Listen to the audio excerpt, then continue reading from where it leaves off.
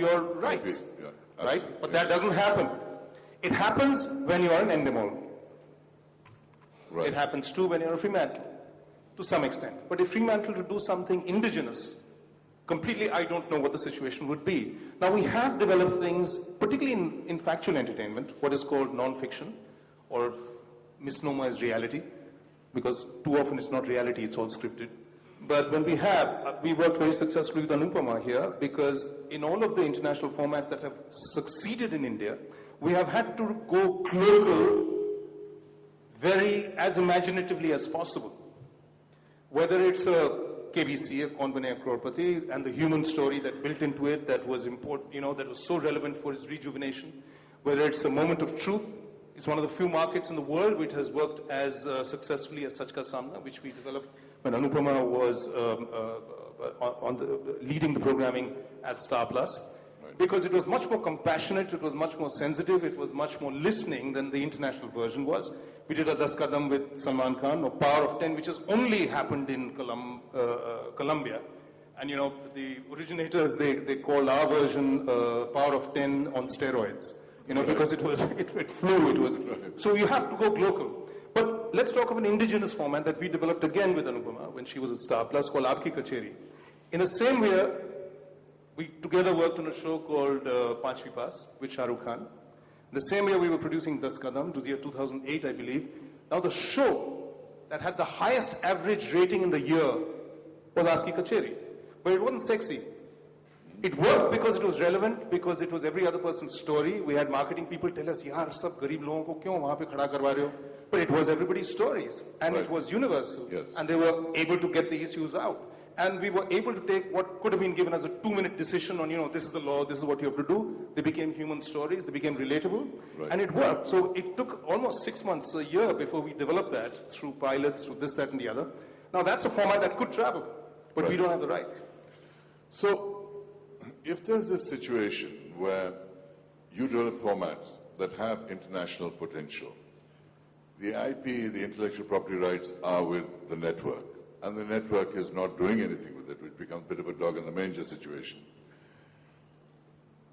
Does this require something to be looked at in terms of the law, in terms of the government saying IP should belong to the creators, as they're doing in the case of musicians, as they're doing in the case of lyric writers? Is this something that the government should be considering?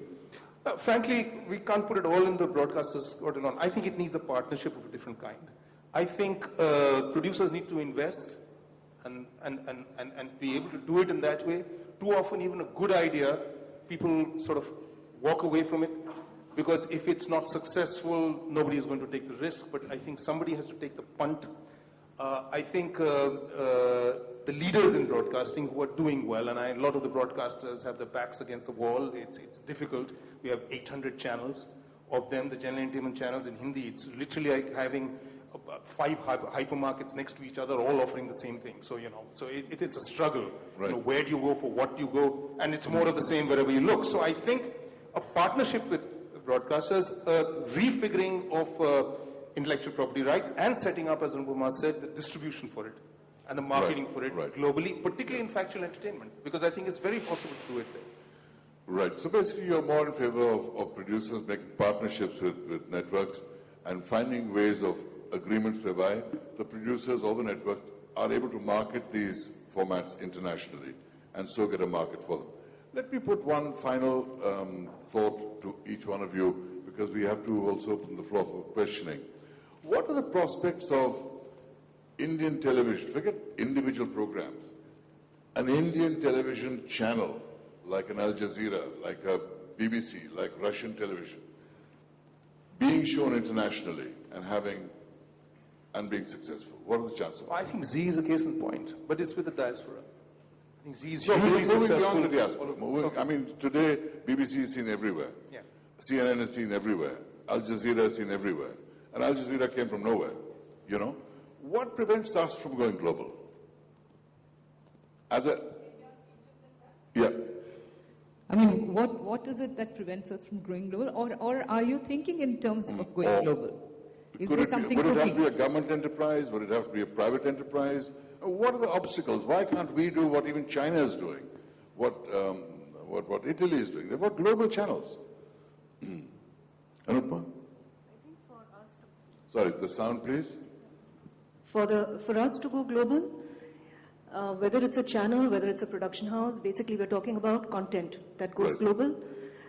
It is important, I think, for us to create an environment where producers are able to create content, retain the IP, and then figure out a way of monetizing it. Why Fremantle Media is so successful and why we have content distributed across 200 countries is because we have the distribution network. It's because we know how to monetize the merchandise, the ancillaries, the telephony. There is that wherewithal to do it. It is a very specific job. When you create a format, there is a lot of work that goes into creating a format. You pilot it, you test it, you invest in it, you make a success out of it, and then you take it outside. It is not something that you say, 3 mahine mein show banana hai, 3 mahine mein show ban gaya, and it's something that you just cobble together and put on air. It's never going to take us outside of India. So the thing is that if we don't think long term, if we don't plan ahead, and if we don't put in our resources towards saying that no, as partners, broadcasters and producers need to create content that can travel globally. If that becomes the focus, it will happen. Because there's no dearth of creativity in our country. Gajendra, what's your feeling on that?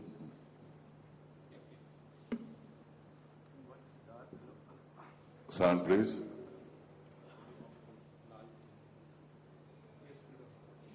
Hello, sound. Please don't go to sleep at the board there. Yeah.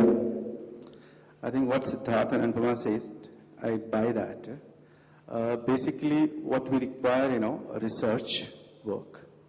To launch any idea, to launch any concept, it just cannot be in 2 months, 45 days, you do something like this. You do something like this. They give you, like an example of set, they give you example of lights, they give you example of rounds. So you're restricted to those, ideas and those things. If you go ahead with your ideas, if you go ahead with your concept, probably you are ridiculed. Oh, it's not going to work. We want something like this. We want something like this. So those are the mindset I think we need to overcome and do something of our own. Coming back to that identity which we asked, like Al Jazeera, like BBC, like CNN, CNN and all that, I think at some extent Z has done. If you ask anybody across the globe, across these things, if they talk about Indian network, I think Z has, an entertainment forum. Of course, this is between, I would say, largely in Asian communities, not in the otherwise, but yes, Z has done. So all I want to see that, that little guts, little freeness, and the research work, planning. And I'm sure, if we can rule Microsoft, we can rule otherwise, so we are, competent enough to do this also, and we have done it. I could not give this example of Saregama and Taj, but look at those are the ideas and concepts that we did it way back. It was just someone has to take this forward. Just want to, before I come to you, Siddharth, I just want to say that, we have to look at what happened in the market. I remember in the 80s there was American television and there was BBC, and these were the ones that were broadcast, and BBC more than anyone, because the international BBC radio, BBC television. People always turned to it to find out what was really happening, because people couldn't trust what state television was telling them in different countries of the world. Then technology changed. CNN came up because Ted Turner bought a failing Atlanta television station, linked it to a satellite dish, broadcast everywhere. And because the BBC was asleep at the desk thinking they had the world monopoly on news, CNN was born. Now, CNN went on from strength to strength to the extent that today, in America, you can hardly see the BBC. You go to the Hilton Hotel in America, you don't see BBC. You go to private homes in America, you don't see BBC. They've lost a great property that they had. They lost a great beachhead that they had. So, if we are to leverage the coming technologies, not just television, but television content as seen on the internet, on mobiles, etc., what are the possibilities of Indian networks or Indian programs going internationally, not just the usual traditional television routes, but through the new mediums that are opening up? What are the prospects of that? Kabir, I believe we need to go local in a broader way. That's the first step. We have managed to go local reasonably successfully. But going global, when I say global, I mean taking global formats and making them Indian, whether it's in fiction, whether it's in a 24, may not have been commercially successful, but I believe it was very well done. Or in a Ugly Betty, especially in the beginning where Jassi was made, or things like that. That has been done. On the format shows and factual entertainment, that has been done. Talent shows, game shows, quiz shows, that has been done successfully. But going global, when you say going global, I think you mean with a crossover audience. With not just, for instance, as I was saying, I think Z, all the channels, in fact, I think have international feeds going out. Z has been particularly successful globally, Africa, but with the Indian diaspora or with the Asian audience. Asian diaspora. But on international audience, the way Al Jazeera is successful. Now, Al Jazeera, I don't know commercially how viable it is. It's got all that oil money behind it. But we have news channels struggling to survive in this country. That's true. News is expensive. That's why you have views. You only have views. Nobody can gather news. They don't have the wherewithal to do that. Who the hell is going to listen to a shouting match, slanging match across people going on and on and on? Who the hell is interested beyond people who want to watch a street fight? There's no interest there. How can that go global? Similarly, in terms of content, if we manage to do that, and we can, especially I believe in factual entertainment, even in fiction, I believe it can go there, but then somebody has to have that kind of vision to be able to, first in terms of content, then in terms of commerce, to be able to take it out, to be able to watch it, because we have the content. It's happened with cinema to a certain extent. Right. Again, there they have to break through to crossover audiences, I believe. But I think the way the Chinese have with cinema, we haven't as yet with our cinema. But in television, we have to take that step even towards Indian cinema. And I think if you want to call it that, the Bollywood culture of the South Indian film culture, that is a staple even on television. That will always find a certain kind of audience. And I think that needs to be among the arsenal of what you have in going global. But I think specifically television properties, Right. both in terms of factual entertainment as well as otherwise, it needs that partnership, it needs resources, it needs the producer to have more autonomy to be able to get to that place, to be able to think of quality before it goes global, and variety, quality and variety before going global. Let's hope you're all actively thinking about Kabir, that. I want to ask you a question. Oh my God, tell me. Siddharth talked about soaps dominating the viewership. You have acted in two, Sandav Khan is not a soap, but almost. Well, I've actually acted it's in fictional. 3 soaps in America, General Hospital, One Life to Live, and 1 Year on Bold and Beautiful. Okay, But yes. Sandav Khan certainly was the soap that was an epic miniseries. Now that you have experience in having worked in soaps abroad, do you see the possibility of any of our soaps, or what kind of property do you think from here would be acceptable there?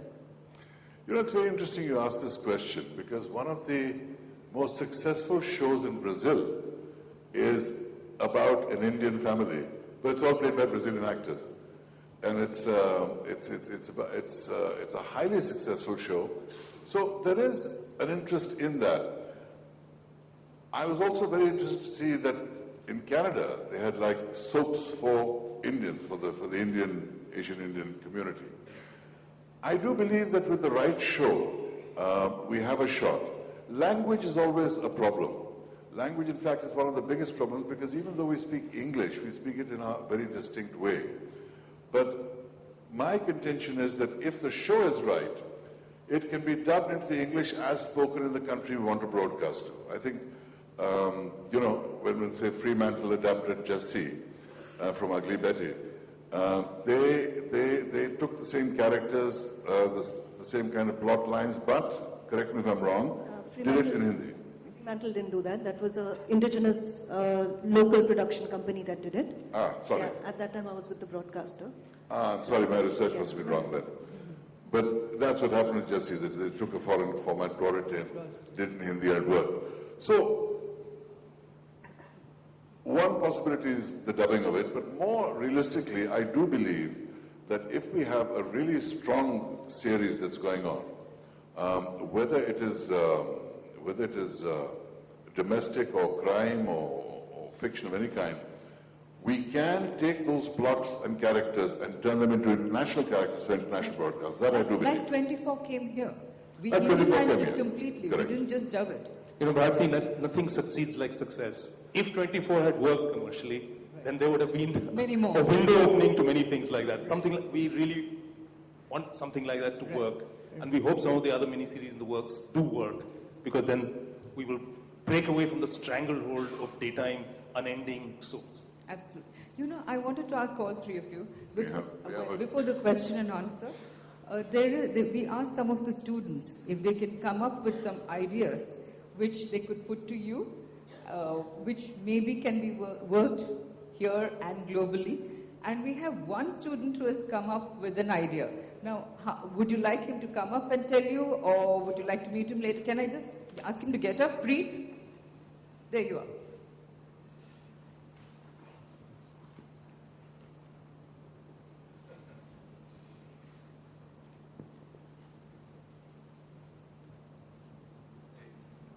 This is Preet, young man bubbling with ideas.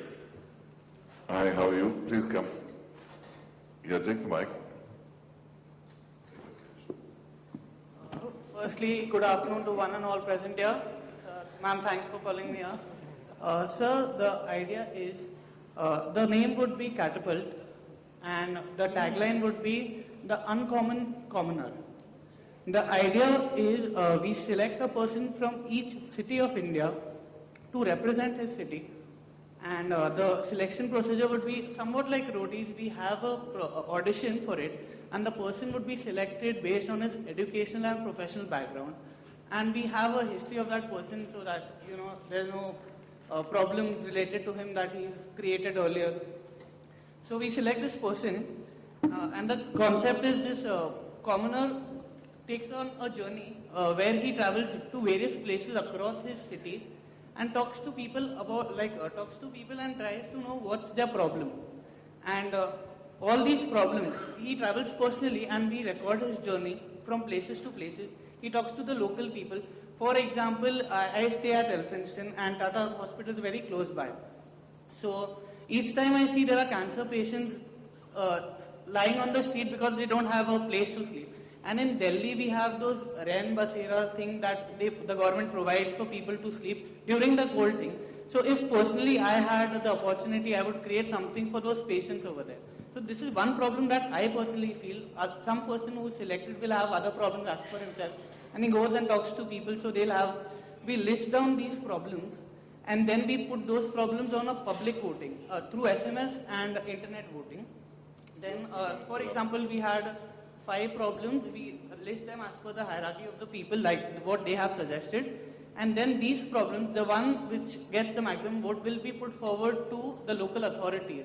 And since we are doing it at the television level, the chances of the problem getting solved is higher. Because personally, if I go and talk to the BMC or someone... Yeah, we get the picture. So, Preet, what he's saying is, maybe you have a celebrity anchor who goes about talking to people, collecting their problems and having it solved. So that is something that can work anywhere in the world. Right, a quick response we need, because we have come to the end of this session. Unfortunately, it's such a wonderful session. We wish we could have talked for another 45 minutes. But alas, I'm forced to press on. So a quick response to that would be nice.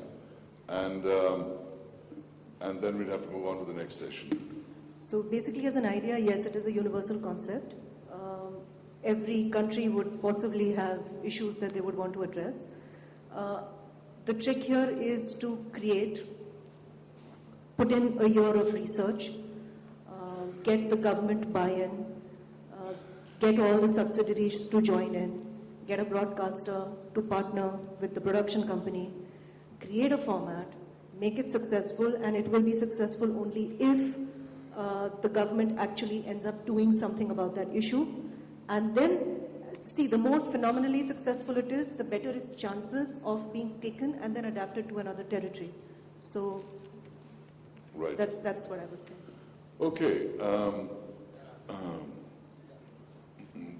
Thank you very much for your pitch. You got a good response from I just want to say, in case his idea is taken by any of you, please don't forget to acknowledge him.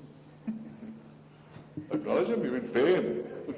I meant acknowledge IMC, acknowledge Fusion, but make sure he gets what's his due. I'd now like to call on Mr. Manmohan Shetty. Mr. Manmohan Shetty, sir, would you please present mementos to the speakers here? If you present mementos to the speakers on stage, we'd be most grateful. If you can present the mementos to Anupma Mandaloy.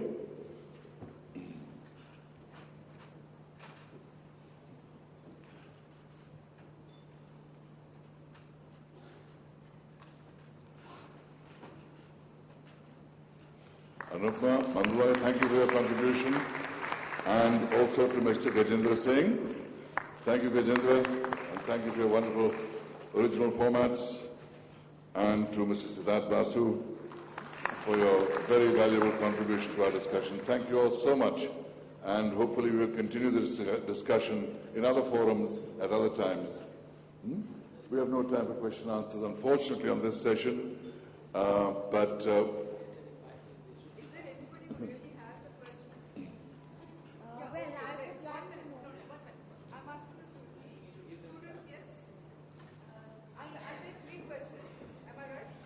one question. Okay, two. Let's compromise on two. But two quick questions, two quick responses. Please sit down. Sorry? Basically, I was just wondering that when we were talking about the IPs, this Chhota Bheem IP was with the guy who created it and not with the channel. And why was there that difference between what you guys were discussing? In terms of merchandising and stuff, Chhota Bheem belongs not to the channel.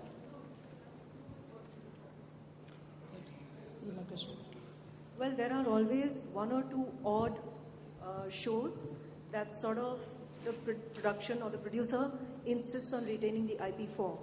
So that is how effective you are in creating that kind of a deal with the broadcaster. But it's very rare, and especially on GECs, which is the big channels, right, they usually take the entire copyright. Okay, fair enough. Yeah. Thanks. Right. Next question. One last question. Bharti, you decide who. Someone at the back. Give me a person at the back. Yeah. Okay, you. Yes. The one in the dark blue shirt. You. Thank you. I wanted to ask the question, as it is mentioned in the conversation, for going global, you said we require research. Then what is your outlook of using social media for that, for this purpose?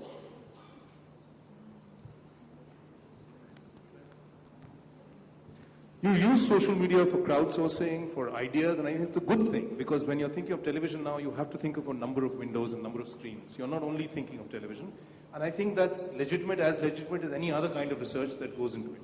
You use social media, and in fact, you try and create properties that can go across sort of media. You have some shows, and we are in the middle of developing something exclusively, say, for something like Google, but the resources are constrained at the moment, because how to monetize it and pay for itself is a bit of a challenge. But that's something that we have to address as we go along. Thank you, sir. Last, I see, like music is one source, because music has no language and boundaries. And we should together, take this format and ideas, across the globe. I think that should be the next big innovation. And coming soon, you'll find something like this. Thank you. On that note, thank you very much, Anupma Mandaloy, Mr. Gajendra Singh, Mr. Siddharth Basu, for your valuable contributions. Thank you so much.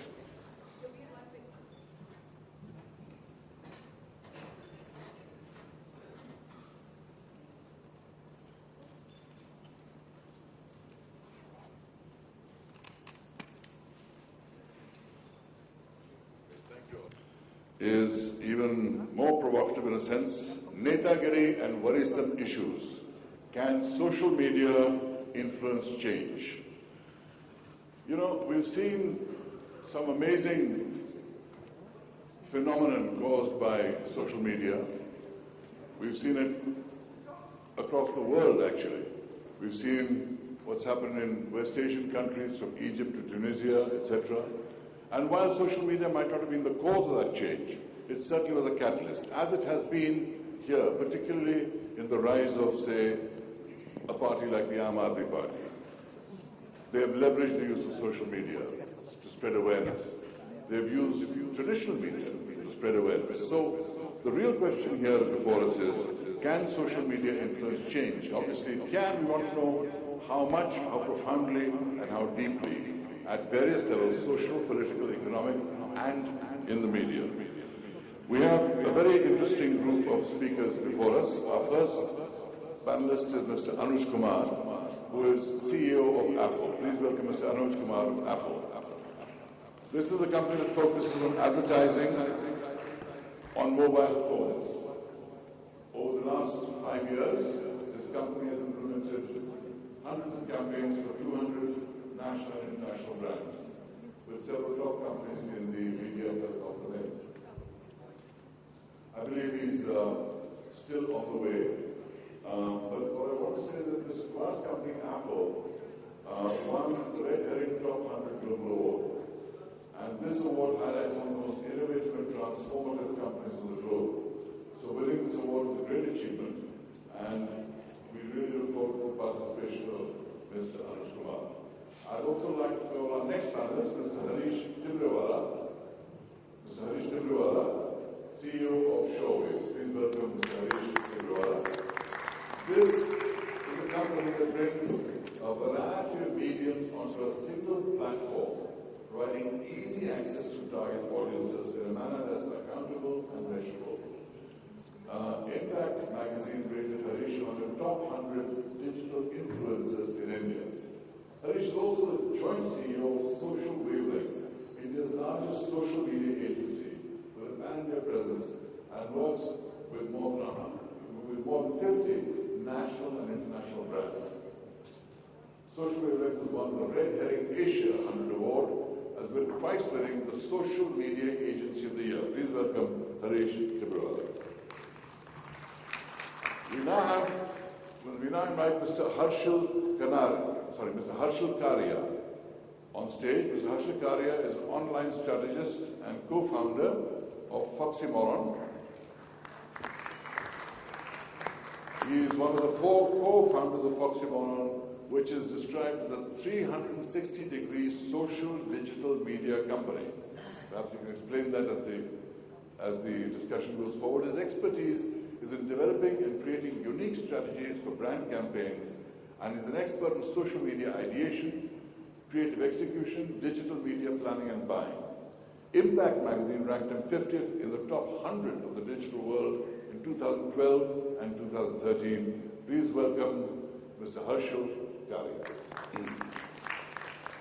I'd now like to call on stage Suchitra Iyer, the editor of Society magazine. Suchitra is the star of what's called lifestyle journalism. She's begun her illustrious career at the age of 20. For years she wrote for magazines like Savvy Society and Society Interiors. She was also heavily involved in qualitative market research, and for the last 5 years she's been editor of Society, which is growing from strength to strength. Welcome, Suchitra Iyer. We'd like to welcome now Mr. S. Swaminathan, the founder and CEO of Iris Business Services. Mr. Swaminathan, are you here? Welcome, sir. An economist trained at Yale University, he worked as a journalist in 1994, and then he founded Iris, which operates in 14 countries across 4 continents.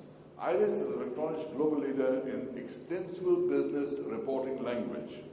More simply, is famously known for his report on the potential of social media, or the impact of social media, in the next Lok Sabha elections, where he identified 160 constituencies where social media will have the highest impact. Welcome, Mr. S. Swaminathan.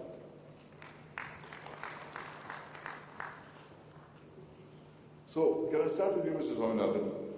When you listed 160 constituencies that social media will have an impact, we're talking of fairly large numbers here, because 542, I think, is the strength of the Lok Sabha. If we look at 160 constituencies, that's almost 1/3 of the number. So you prove one point that social media does have an impact.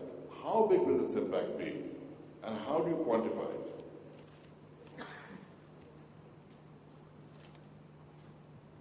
You know, you can take a horse to the water, you can't make it drink. You can take a horse to the water, but you can't make it drink. That's true. So I think the fact that there are 160, incidentally, the number of 160 has now gone up to about 220 right now. Right. There are about 220 constituencies in the country where I think the impact will be quite significant if you can make the horse drink. The problem really is that it's not about whether it will influence change. Right.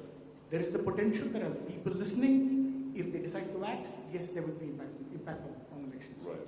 And I think you have to look at it in the context of the fact that the two biggest parties in the country will get, between them, not more than 350 seats. So you have, if you have 160 seats being affected by people on social media, it's huge, because if, at the margin, we can actually have an influence. Now,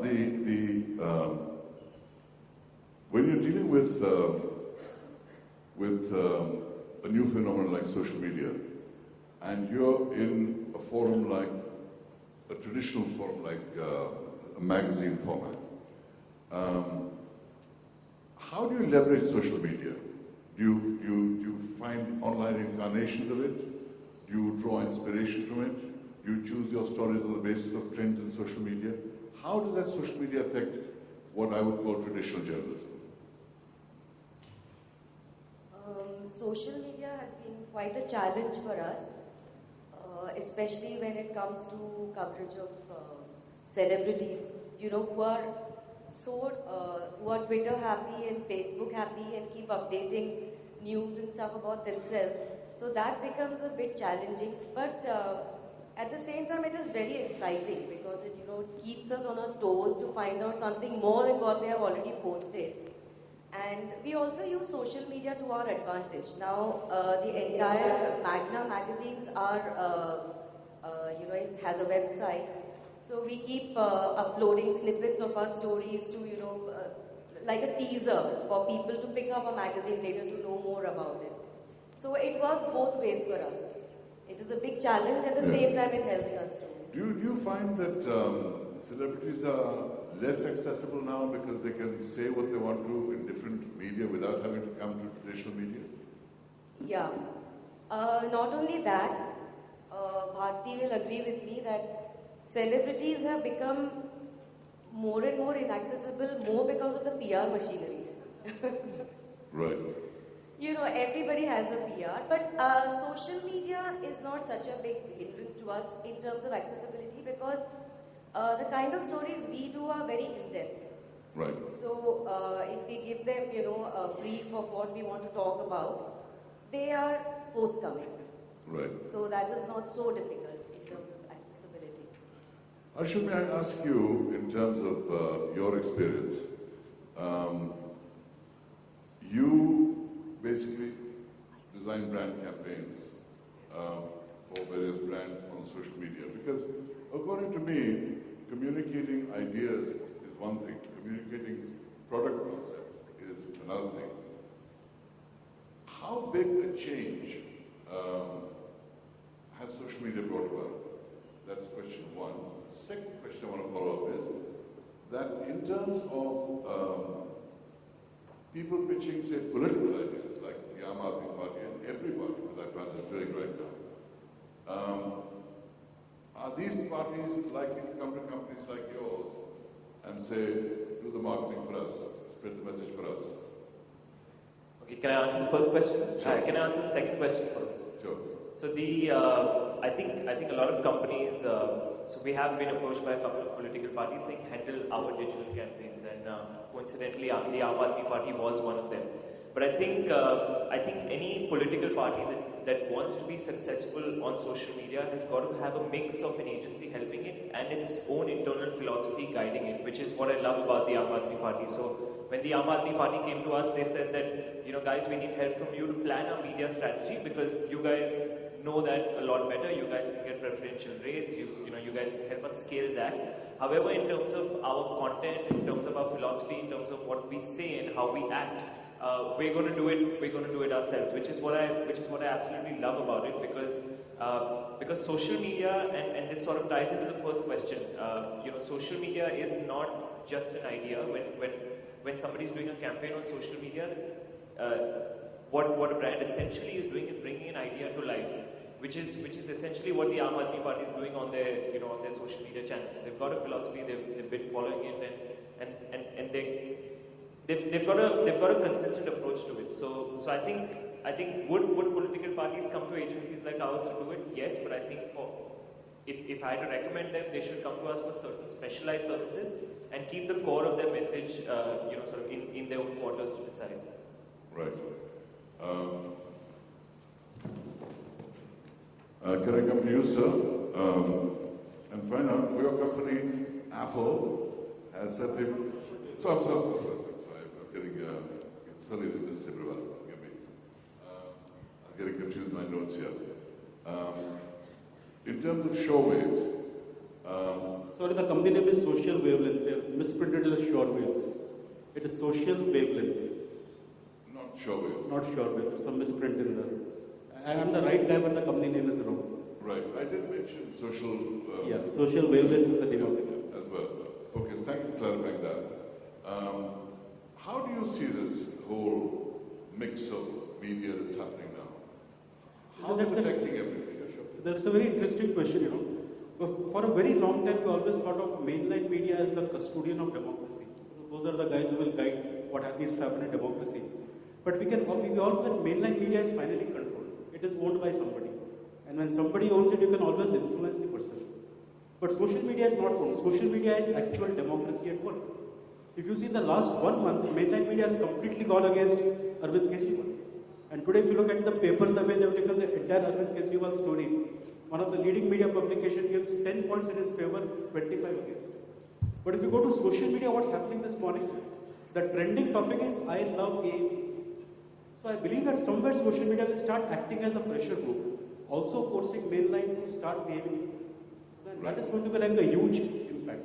So social media by itself may not bring change. It's like having 40 MPs in Lok Sabha. They can't form the government. But they can act as a pressure group, which ensures that the government works in a certain direction. So I see social media more as a pressure group, more as a catalyst, which is really going to be the custodian or guardian of democracy. What is the penetration of social media in a country like India? I mean, what is the percentage? So I think in India about maybe 150 million people are on the internet, which is about 10 or 12% of the country. And they are influential enough to change opinions? We need to go back to what happened in the Nirbhaya case. Why did so many people get onto the street? And were they getting onto the street able to influence the government to bring in a law? If social media was not there, all those 100,000 people would not have come on the street. If they were not on the street, the government would not have reacted. So social media will build the pressure, which mainline will need to have to take cognizance of and start amplifying it, to build a case. So we saw it happening in Jan Lokpal, we saw it happening in Nirbhaya case. While the numbers are small, it's a strong case. Just 1 second. Is the sound being heard clearly or is there too much echo? There's too much echo. A lot of people are complaining about echo.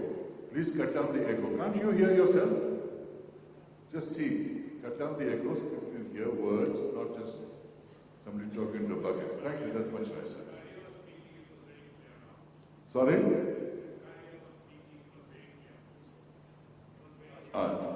You were clear. Okay, sorry.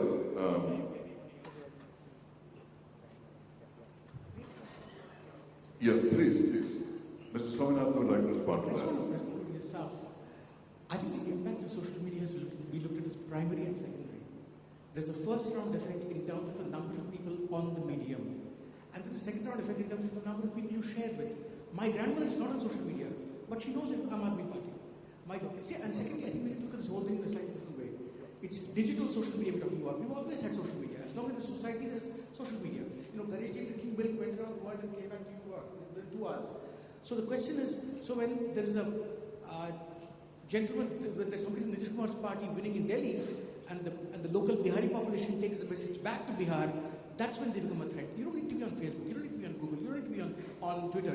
But the question is, do you have access to someone who conveys what's happening? So the secondary effect is as important, not just the numbers. That's a very important thing, because if you say there's, 250 million people in India on computers, and of them say, 100 million are connected to the internet, these figures keep changing, but approximately very ballpark. It's not just their access to the internet that counts, but people they're able to talk to, influence and communicate with, and the mobile. And I want to explore the question of the mobile effect on people's lives, socially, politically, economically as well. Can you share some thoughts on that?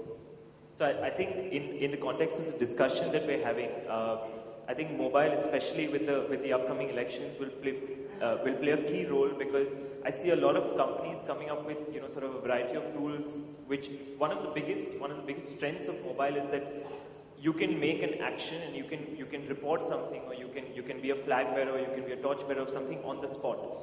In the previous elections, there was an interesting tool which a couple of people had come up with. They had adopted an African tool called Ushahidi and created a tool called Vote India Report. What was it called? Called Ushahidi, an African tool which they adopted in India and called it Vote India Report. Now the tool wasn't very successful. I expect more tools like this to be used in the upcoming election.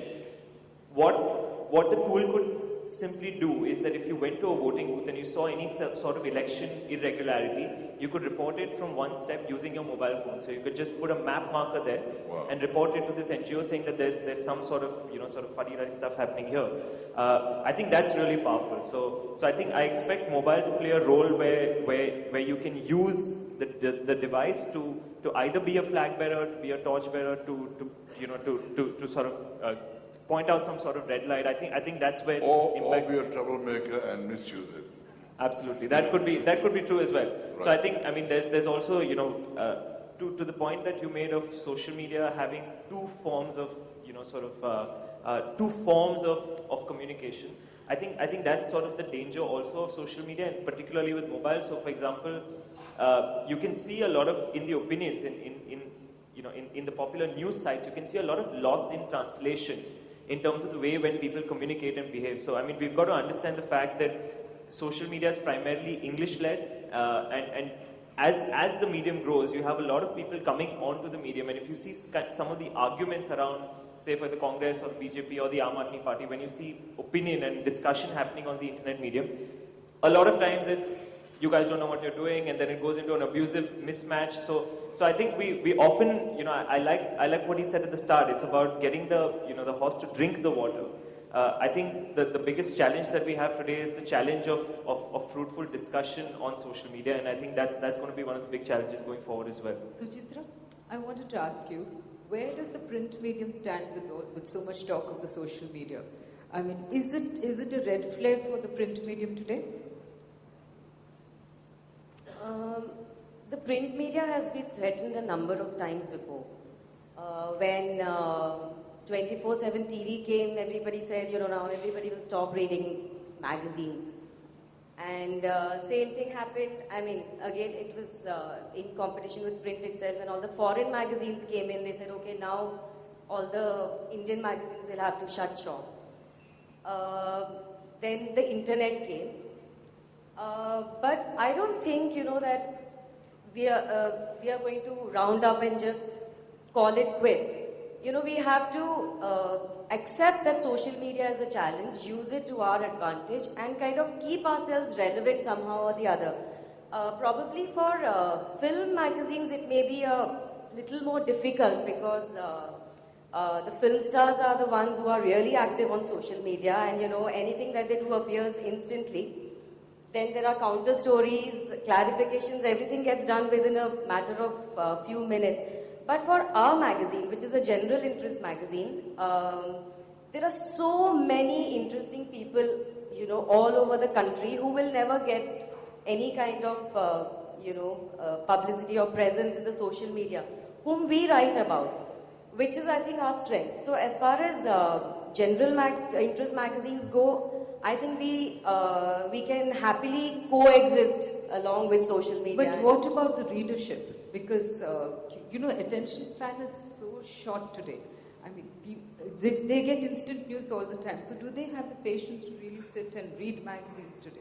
That is what I said. When I said reinvent, that is what I meant. We have to write our articles in a way that attracts youngsters, cover the kind of people whom youngsters will relate to, use the kind of pictures and language. So that is how we need to reinvent ourselves. Now we can't say, okay, now, we have to follow the tradition, so I'll only write in this particular way, whether you want to read it or not. That is not going to work. Reinvention is very important. At the same time, I don't think we should, bow down to a challenge like social media. I think we should come up and make ourselves be seen and be important. That is what is important. And you won't believe it. We have students here from Journalism Institute, I think. The number of people, students who come to us for internship or for jobs, it is so encouraging.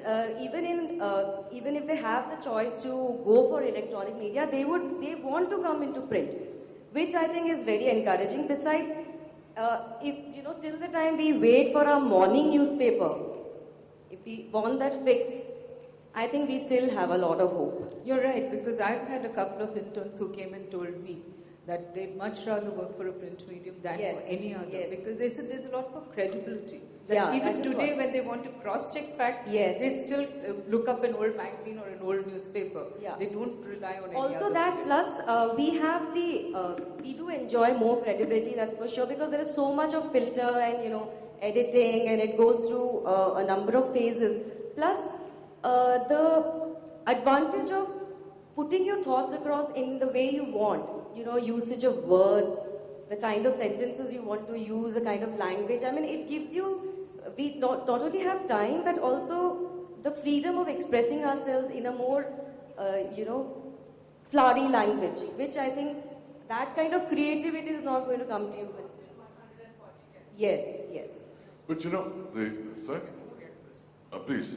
I think the print has no credibility. I'm sorry about this. The print has no credibility. I used to work for the Economic Times, and we used to have a joke. Why did the Economic Times turn pink? Because it couldn't be read. That's funny. Nobody laughed. I think what this medium has done, it's for the first time had an impact on journalists in the sense that there are alternative narratives available. Every journalist, I've been one, comes with a preconceived notion and a bias and a certain way of writing things. The alternate narratives available because of the spread of digital social media allows people to pick and choose what they want to consume and make up their own mind as to what is good and what is bad. Because we all have our biases. Somebody is BJP, somebody is Congress, so we look for what validates where we come from. I think the biggest impact is journalists have to learn to be not lazy anymore. Journalists have been lazy for too long. I think that has to change. And secondly, the bias will always be there, but the user has now got alternatives. And I think the print credibility, pardon my saying so, is overhyped. I think just to add to that, I would also say that I think for mass media, social media is one of the biggest opportunities. I wouldn't actually look at it as a threat because I think it makes the narrative a lot richer. I think also, there's innumerable examples of mass media vehicles, including social media narrative in their conversation. I granted that a lot of it needs to get better, but I think mass media needs to start looking at it as the big opportunity. And then if change really has to come, and we discussed saying that social media is about 12 to 15% of the population, if change really has to come, and if the influencer has to influence a large audience, social media narrative has to become part of mass media narrative, and I think that's the only way it will happen. So, just coming back to you, Suchitra, do you see yourself as a magazine producer, or do you see yourself as a content producer that can be leveraged across many mediums?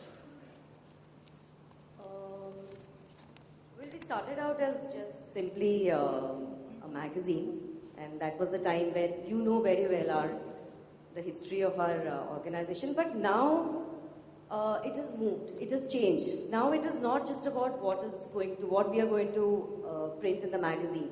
Now we have to think,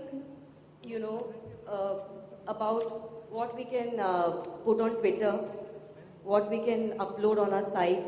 Like if we do a shoot or if we do an interview, sometimes we keep the nice bits for just to upload it on the net, you know, so that That people, becomes advertising. yeah, I mean, it's like I said, it's like a teaser, so that they can read it, and then we could say that, you know, for the rest of it, go and read Society magazine. Right. So it is not just about filling 2 pages or 3 pages anymore. We have to think about how we are going to make ourselves felt in the social media too. Mr. Swaminathan, you're saying that print has lost all credibility, which is another way of saying that, you know, because essentially what you're competing for is the attention of people. When you say attention of people, you're talking about time of people. And time is what every person in this room, every person in this city, we are all time challenged. Whatever we have to do, there's never enough time.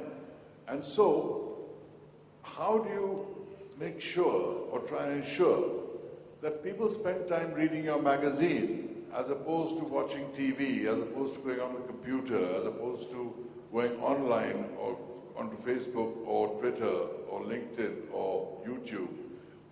Because it's all these mediums are competing with the time it takes to read society. Yes, that is true. That is the biggest worry actually. Even more than social media, the dwindling of the reading habit and impatience, this whole thing of instant gratification, you know, just click on your smartphone and you get everything. That is a very big challenge, and I think that, I don't know, we'll have to get into the minds of people to change this. That is a very big challenge, and I agree with you. But it's also, reading is a habit. And with a magazine, you know, you have the advantage of keeping it and reading it whenever you have time. Now, before going to bed or, you know, on a flight or whatever. Right. So that is what we are hoping people will do. Right. And what is the advantage is what is printed in black and white is forever. So you can read it now. And since it's a features magazine, the time value is not so important. So we can always, you know, just take it up as leisure reading. Right. Mr. Can I add something? So I think we are getting this debate wrong. The debate is not about print media versus social media at all. Social media is more of user-generated content. People like you and me who are not professional reporters also have the chance to create content and take on an issue. And then there are people who are professional content creators. I think both will need to completely coexist. And probably a very good example is, you know, Times of India online. There's an article which is created by a professional content creator, and there are 500 comments given by people like you and me who have a view to express. Both of them are going to coexist. So it's not going to be print versus TV versus social. It will need to integrate. When Arnab Goswami debate is going on in Times now, he keeps running, you know, Twitter feeds right below. So people are giving opinion absolutely in real time. So it is actually going to coexist. So that makes it interactive. So that makes it very interactive, actually. I'd like to explore the role of mobile phones for a moment, because we talk about all these mediums, and all these mediums are on your computer, etc. But really, things are moving to tablets. And tablets, again, are going to have a huge impact. We haven't even begun to see ads appearing on your phone in any substantial way. Campaigns appearing on your phone in any substantial way. I think Micromax is doing something, because Micromax has just started something about this. Right. So I just want you to get a sense of what kind of game disrupting effect the mobile phone will have on the scene as it is, in terms of marketing, what is social media, but on a whole more dynamic platform. Mr. Debrova, would you like? So, you know, to me, a mobile phone, a television, a computer are finally only screens. Okay, so whatever content you put out, you have to adapt the content to that screen. But the big power of mobile actually comes in terms of geo-targeting. If I'm sitting at this hotel at this point of time, can somebody show me some communication which is relevant about a shop in this hotel? And then the telephone operator has that information available, which doesn't happen on television or on your computer. So really the power of mobile is geo-targeting. You know, location, person, content becomes really the key of whatever messaging you do, which you can't do in any other form. You cannot really geo-target a person except beyond putting a billboard somewhere. But now you can geo-target exactly based on his preferences. Would you ever thought of that?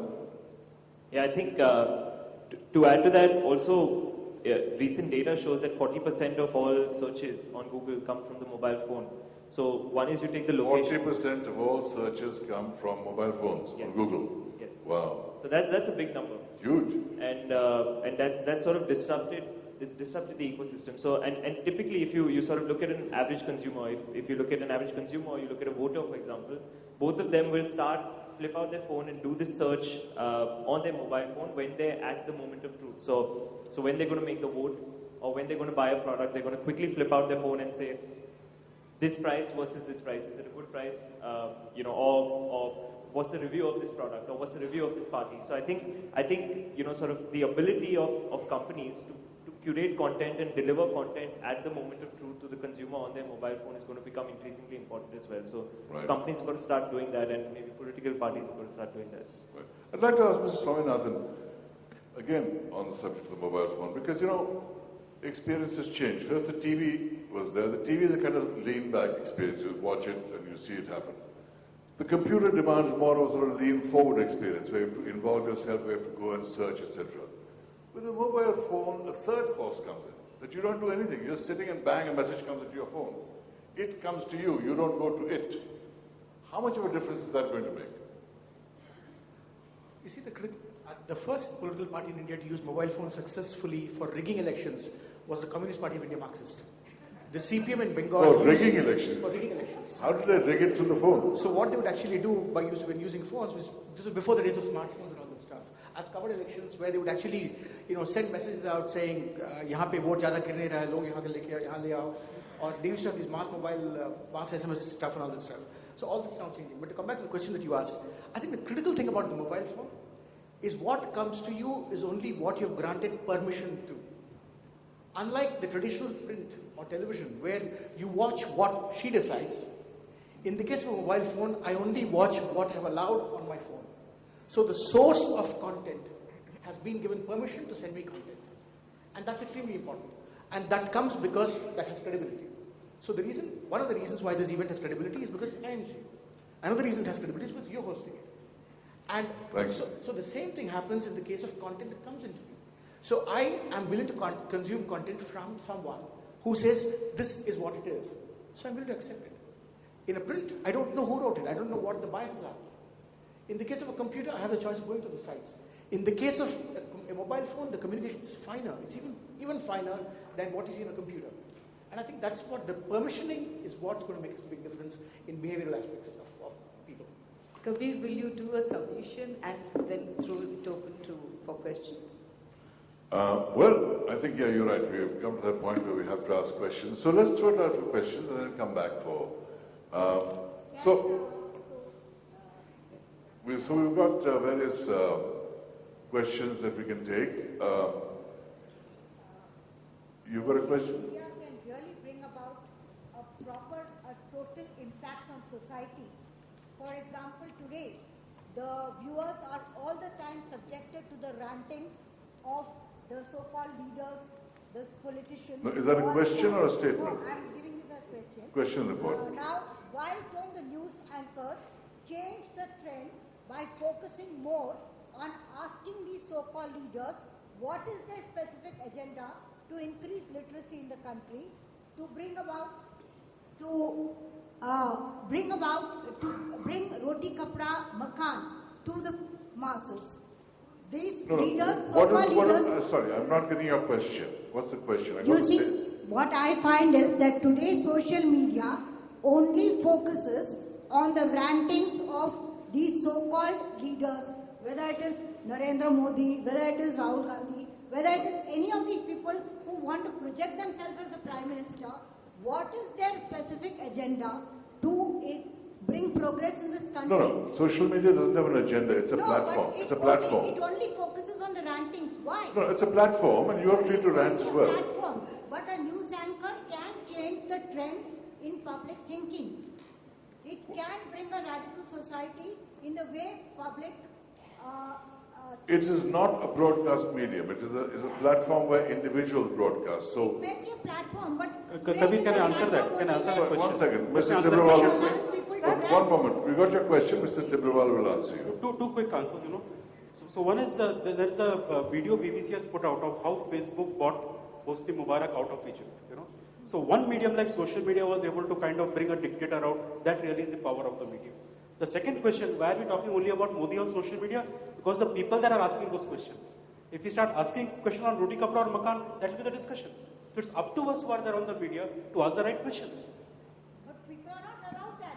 No, I'm sorry. I can't allow discussion. I'm sorry, I cannot allow discussion. There are other people wanting questions. Yes, the gentleman in the suit. One second, please take the microphone. Yeah, good afternoon. My question is that you spoke about reducing attention spans. So, even if it is a case of digital or print media, how does the youth come in the picture in terms of people who are starting off as moving from content consumers to content creators? So, how do they tackle this problem of